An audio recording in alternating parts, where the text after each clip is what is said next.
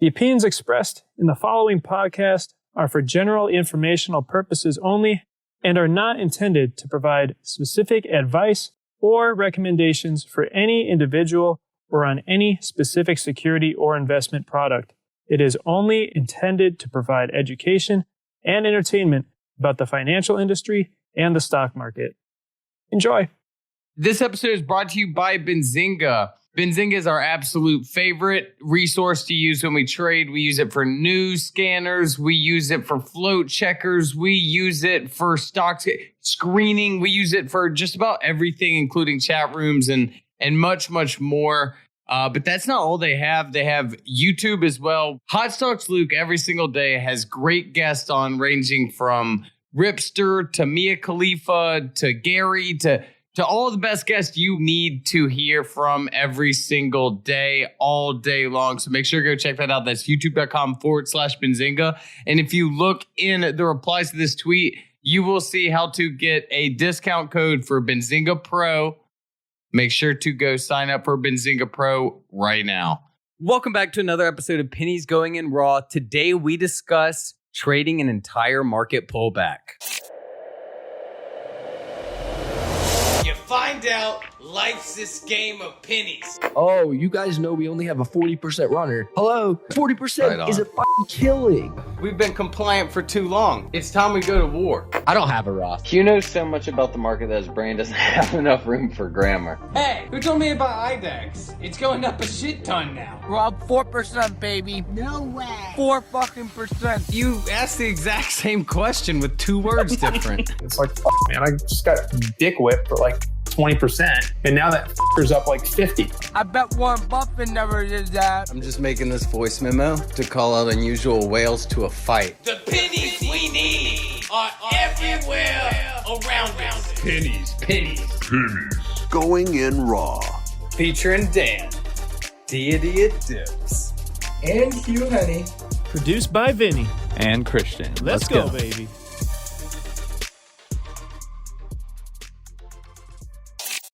Welcome back to another episode of Pennies Going in Raw. Today is Wednesday, July 21st. And I mean, the week started out on Monday, naturally.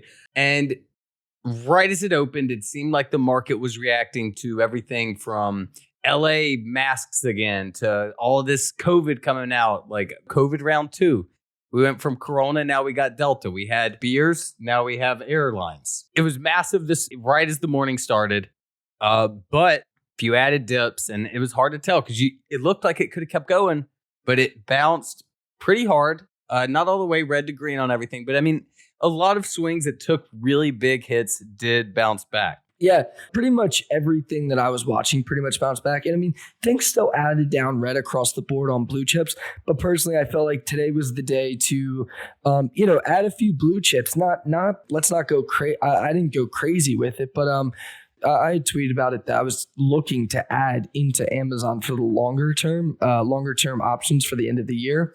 And so I bought about a third of position today.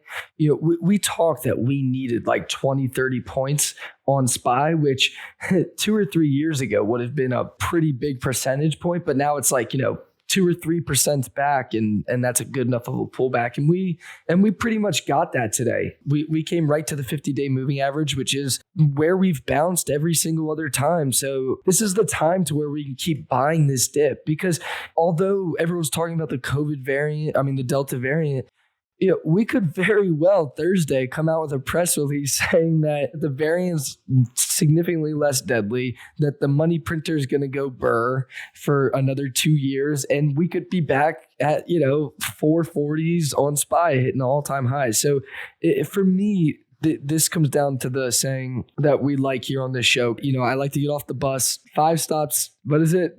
2 stops too late. It's you. Okay, first of all, it's your saying. Yeah. It is not mine. And your saying is, I'd like to get off the bus 1 stop too late than 3 stops too early. Yeah, that's it. Thanks, Which buddy. Essentially what he means is he'd rather sell after it hits super high and it dips a little bit than sell far, far, far too early when there's still a lot of run up that could potentially happen. So for me, I'm going to continue to buy the dips on the market, especially the market, until I really see some failed follow through, or we see some like legitimate headlines, because at this point, who the hell knows? The Delta variant might even become bullish, for the market. And I don't mean that from like What? Yeah, I mean, think about it. If the Delta variant becomes Like, it didn't cause much downside in the market, but them announcing that it's not that bad could create more of a bullish standpoint on the market as a whole. I'm saying actually the opposite. That if headlines start to come out that the Delta variant is increasing, then the market might take that as a bullish, because that would mean that the money printer would essentially continue to keep printing, that this would be a new reason for more money and for the Fed to continue to print. So in that perspective, the market might see the Delta variant as a good thing, or not as a good thing. That's not what I mean. More stimulus. Yeah, no. Yeah. But so you're kind of banking on money printer and potentially even more stimulus checks to make it a bullish indicator for the market. Yeah. So that's why I'm going to continue to buy this dip, especially at the 50-day moving average. It's bounced there for the last year pretty much. So I'm going to continue to buy that dip until fundamentally something changes, or we see real failed follow through. And I'm talking like a 5-6% red day, to where but then again, is that comes back to the sentiment would probably change, and there would probably be a catalyst behind that, like raised interest rates or something that would fundamentally change the market. So that's why I added into Amazon. I added a little bit of Disney today, the options. And and the other thing is that for the small cap world, I know that we all woke up really, really, really freaking red inside the small cap world. Like there was a lot of things red, but this is actually a really great day for a few things. On days like today is when you can kind of see what's being loaded. And I'm not talking about like your favorite furu. I'm talking about like what stocks, if stocks are green inside this tape like they were today, where you can see those names that have the strength. And I'm not talking ones with news. I'm talking stocks that were up 10, 15%, or even 5% inside this tape, and they had no news. Those are the stocks where you can see, okay, there's real strength there. If the market's up 2%, and you look at a small cap and it's up 5%, you won't think anything about it. But if a stock is up 10% while the entire small cap market is down 10%, that is when, your kind of alert goes up like, hey, why is this up? And usually to me, that's a sign that someone's trying to get in there and someone's pushing this up because they're trying to buy it. And again, I'm not talking about your favorite furu. I'm talking about like somebody is buying like 9% of the company, like somebody knows something kind of thing. So that's what I love on these super big red days across the small cap market, is really looking for those anomalies, because when you start to look at them a little bit and you start to see like, okay, what's going on here? So it kind of opens up it kind of makes everything a little more transparent on days like today, because you won't think about it if the entire small cap market is up 5%. But the things that are up 5-10% today, those are the ones that you want to look into, because they have relative strength. In fact, they're very strength, because some of my swings, I think my IRA was down 6% at one point today. Yeah, no, I mean, I think that's a good point to kind of think about what, we mainly want to talk about, which is you saw a lot of them up, green at the end of the day, including like Wish, I believe even closed green today. And you saw it this morning when I say this morning, I mean Monday, drop down to around 870 to a real big supply zone under 9.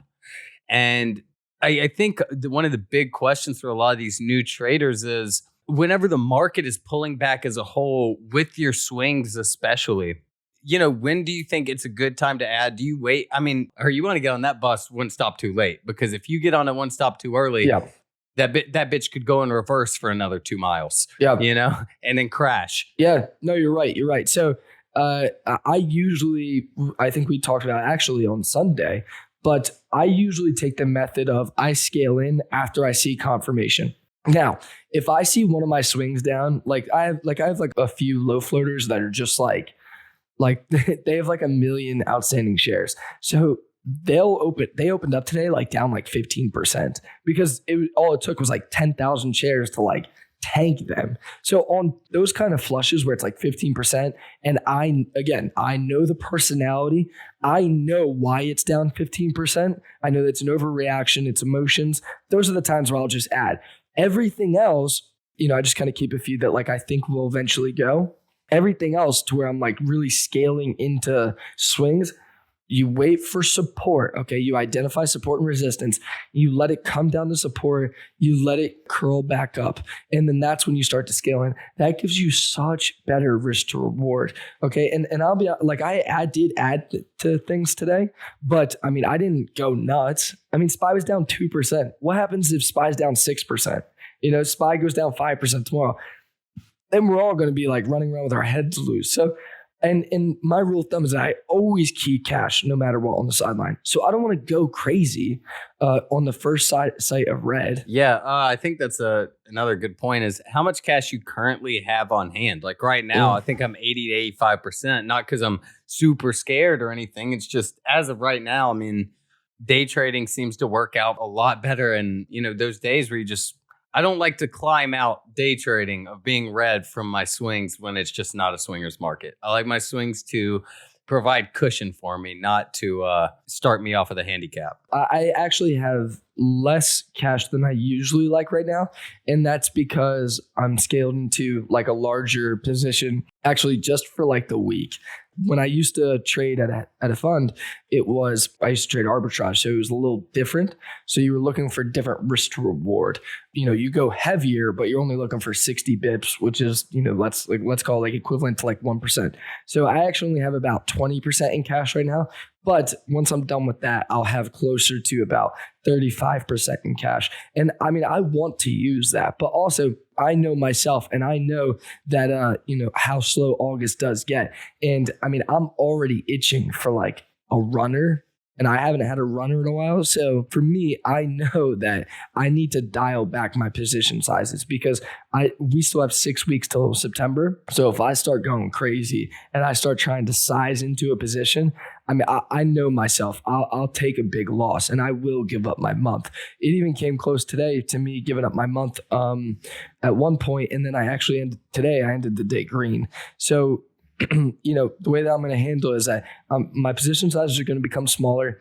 I'm going to have, sprinkle a little more money around, but smaller position sizes, except on one or two swings that I just love, that I'll go heavy on those one or two swings and I'll manage them great. And, those will be my babies. Besides that, it'll be cutting things fast, small position sizes. It's going to be about preserving capital for me for the next 6 to 8 weeks. Okay. I know you mentioned a few times, what if you wake up tomorrow and the market's down 5 or 6%, but we know, I believe it's 7.5% would make the entire market halt down like we saw a few times last March where everything started tanking like crazy. Let's say you woke up today or tomorrow, you saw it down 5.5%.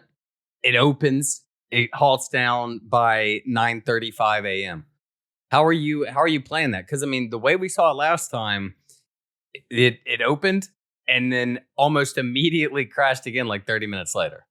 Just was immediate selling pressure. Yeah, so I was actually like a real big nerd at that moment. I was like calling my mom and I was like, "Mom, turn on the TV. This is huge. This is history right here." And she's like, "What? Like, what do you like? Is something going on? Like, did something happen?" And I'm like, "Yes, this is this is monumental."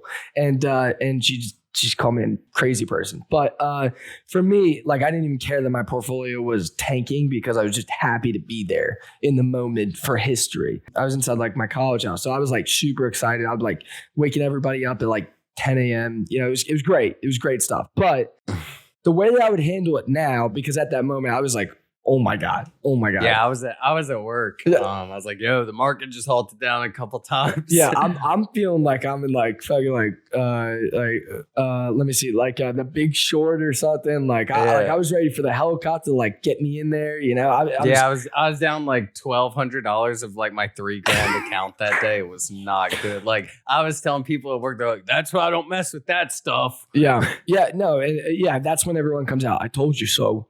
I told you so. But for me, the way that I would handle it now is that for me personally, I do have like a certain I do have a breaking point. Like I know that there's tons of traders who just are inside the mindset of like conviction. And again, there's a few swings that I will have conviction with. But if the sentiment of the market changes and, like let's say for instance, like interest rates rise, but interest rates don't just rise like 25 bips, like they really rise. I mean, they really raise interest rates and the market just starts, like let's call it like a deck of cards. Well, at that point, that's when I would probably just go cash besides one or two positions, because if the market's halting down, there has to be a change in sentiment and there has to be a change inside the catalyst, unless, you know what I mean? Like they're just, I can't see the market going down 6 to 7% without something, obviously the market's not taking like a near 10% dip off of nothing, but yeah. So I would evaluate it based on that. Yeah, it would cut, because you got to think if something where we trade drops 7% in a day, it's usually either bad news, or if it's not, that's an overreaction. Yeah. It would take a whole lot of overreaction to cause a SPY halt down. Yeah, exactly. And actually, with the thing with the market is that, holy fuck, ARDX is down 80%. Yeah, like even as we're talking about this right now, as we're talking about something dropping a lot, we're seeing, and like we said, this is Monday. It's around 4:30, 30 minutes after the market closed. ARDX, I think it came out with some deficiency in their product, and it just dropped from $7.70 and is now sitting around $1.80, down 76% in a matter of minutes. So, yeah, I guess. I'll be honest. Yeah, that's a lot. There's always that moment where I look at like ARDX or like Sava, when Sava had that horrible data readout. I think it was like last year, and it opened from like 11 down to 2. There's always those like moments where I kind of get like that pit in my stomach, and I'm like, well, I start checking my portfolio like every 2 seconds. It's kind of like I gotta make sure I don't have that shit. yeah. Like you kind of sit there and you it's like that. It's like when you get one bug bite and now you think that there's bug bites all over the place. That's how I feel when I see something like that. That's really sad for holders.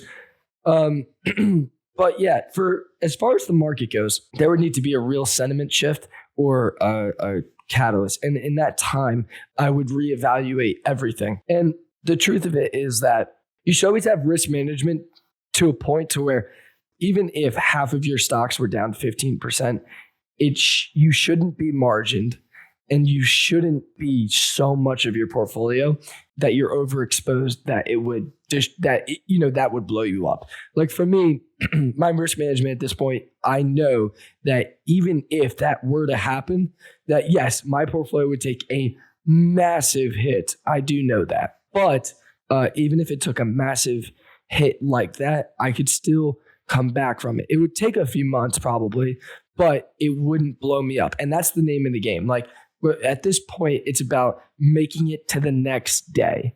And so if the market did halt down, I would assume at this moment, it would either be one of 3 things: a natural disaster similar to like a terrorist attack, COVID. Yeah, 9/11. I don't even think the market opened because that happened at like 7:30. No, the market was closed. Well, the market, they stopped the market for the next day. COVID, a natural disaster similar to a terrorist attack, or interest rates. They just came out and say interest rates. You do know a terrorist attack is not a natural disaster. There's no nature involved in people fucking blowing shit up. Well, no, but I mean, you would call it a natural. I mean, like when the no, you wouldn't. That is not what a natural disaster is. Yes. Look it up. No. Look it up. I'm going to. Natural disaster. Okay, is this includes severe thunderstorms, flash floods, snowstorms, hurricanes, and tornadoes. Bitch. Yeah, but you don't just call it. Hang on. I'll find it. The natural means nature. Dude, I understand what nature is. Okay, well, terrorists aren't fucking growing on apple trees. Natural disaster terrorist attack. Yeah, I'm like 99% sure these are completely separate things. Yeah, okay. So we could call it a state of emergency. There we go. A state of emergency from a natural disaster or a terrorist attack. Is that better? Yeah, so basically natural disasters, COVID, like epidemics and terrorist attacks, State of just emergency. major things. Yeah. You're basically, if it is a halt down and there is not the same thing on every fucking news channel, it's an overreaction. Yeah. That's the way that I'm going to play. And again, though, is that my risk management at this point, like I'm not buying 90% of my account in like SPY options, end of day. Like that's not my game. That's never going to be my game. So even if I were to be wrong again, it still wouldn't blow me up. Again, it would hurt. But at this point, my risk management, I like to keep my risk management tight. I like to keep it clean. So I'm not going to do anything stupid. Yeah, I actually have never been able to say in advance whether or not I'll be able, or whether or not I'll do something stupid, because like I have a good track record of doing so. However, moving forward, I know we were talking about earlier. It doesn't seem like there's ever been like money printing going on like this before. What exactly do you think that means for kind of the future? Is it to a point where we just won't be able to, if we get into like a real shitty like pandemic where there's Delta variant and then the United variant and then the Spirit variant, and there's lockdowns for 2 years, we can't just keep pumping out stimulus checks? Well, okay. So here's the thing with inflation is that, I think we touched on it Sunday, was that I personally believe that we're at between 5 to 7. 5 to 7, probably on the lower end of that, maybe 5 or 6. But I'm not an economist. Economist? Yeah, economist. That's the word. So I believe that we're at 5 or 6, but I'll say 5 to 7 for a range to keep it simple. If we were to increase the amount of money that we're printing, we would be at 10 fairly quickly. So I don't believe that even if the Delta variant was to pick up numbers, I honestly don't know if they would shut the country down again. I don't know if they would be able to, because the impact they would have on the economy as a whole would probably be detrimental, because we can't continue to print stupid amounts of money. Like we should be done printing by Q1, Q2 of next year latest. And that's just the truth. Like we probably will need to raise interest rates by Q1 or Q2 of next year. And that's just a fact. We can't continue at this trajectory. So if Delta did increase, the numbers did increase, I don't think we could lock down. If we did lock down and we did start to print money and we did up the amount of money that we were printing, I've never really been genuinely concerned about inflation. At that point, I would start to be concerned, like to the point to where I would be thinking about other options.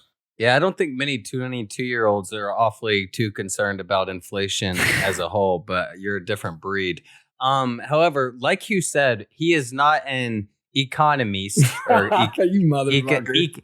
He's not an economist. You make me sound so stupid all the time. But on the bright side, our friends at Polymarket is an information markets platform built on the blockchain that lets users trade on the probabilities of future events.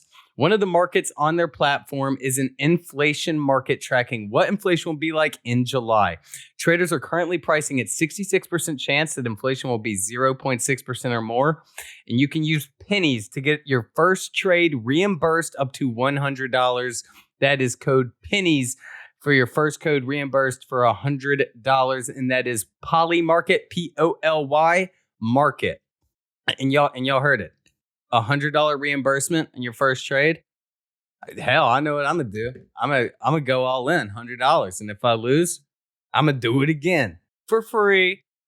Hey, I'll do 99. I'm not as ballsy as you. Yeah, well, you'll still have a free. Well, I mean, it's getting all the way and reimbursed, So it's like, what do we have to lose? I know we mentioned this, a few weeks ago. We talked about splits and reverse splits, but NVDA, NVIDIA, they have a split coming up. I think it may even be tomorrow on Tuesday. And it genuinely seems like these splits are always, always, always bullish unless they're a reverse split in small caps, where you saw with like AHT just tanked. And then, but you see Tesla, Amazon, or Tesla, Apple, and now this just soaring after a split, forward split. Yeah. So the NVIDIA split. So I have mixed opinions. Okay. First being two things. One, I do believe it's good for the company because the company made huge fundamental strides inside the past year. They've really done some incredible work to really start to edge out and become the main horse and really edging out of Intel. So with that being said, they've made some really great progress. But this is the but, is that the stock has effectively almost doubled since March 1st. Like March 1st, the stock has almost doubled. Let's even give it like a 70% gain. It's done about 70% gain, which is a massive. Okay. The other thing is that with this fundamental change inside the company, it almost feels like this a little premature.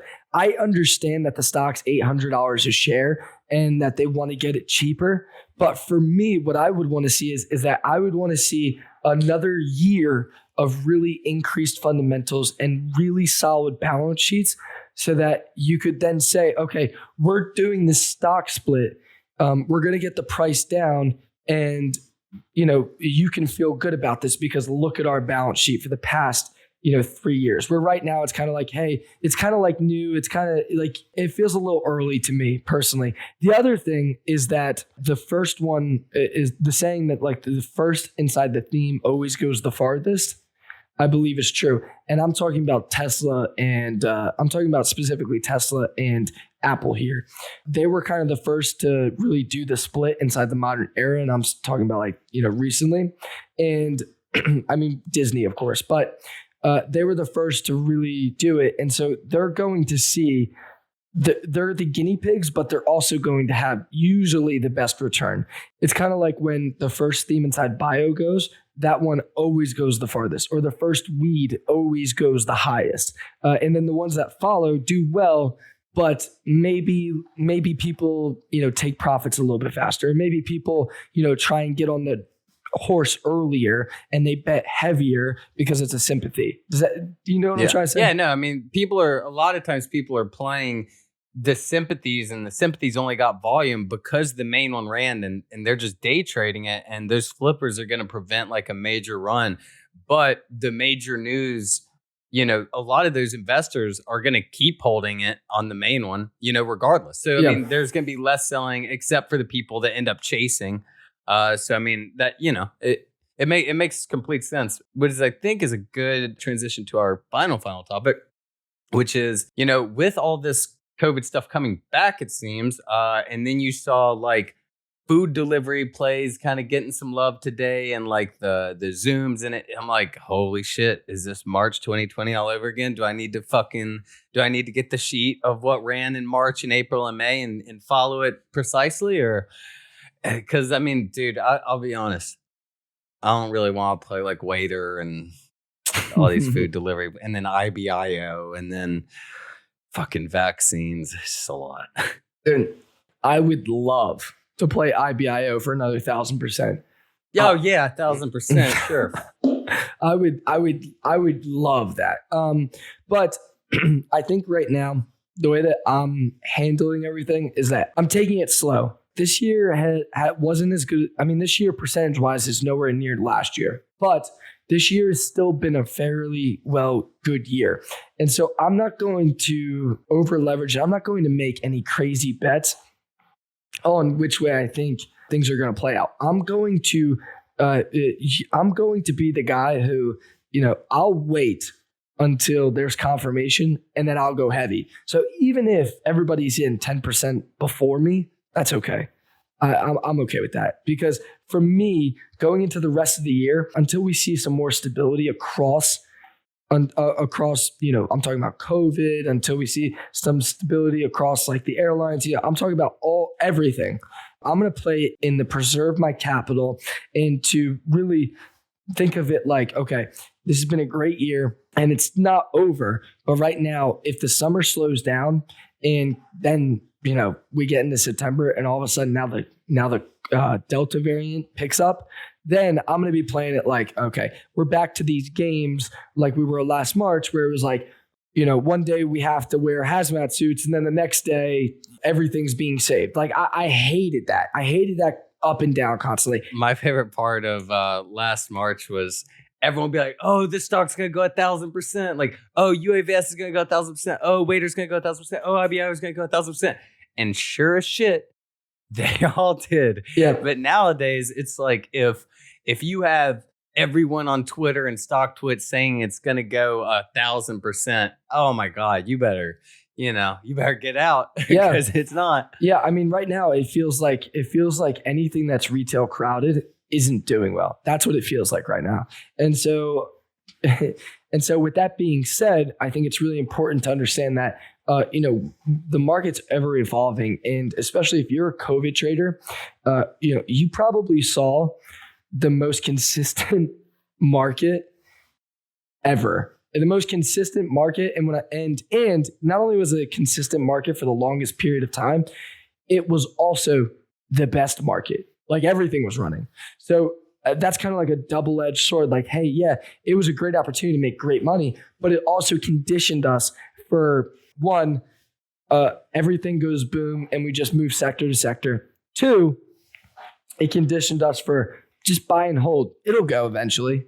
It'll go 1,000% eventually. Yeah. No, I mean, I think like SPAQ before it was Fisker was kind of like a bet. Like it had that crazy pop after it finally bottomed out at 9, where it didn't look like it was gonna revive. It did not look like it was going to be saved. A lot of people got their asses saved on that one.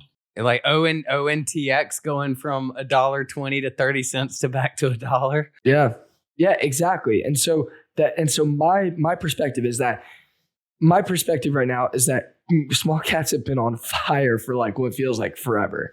And so I actually wouldn't mind a small little reset across small caps throughout the rest of the year.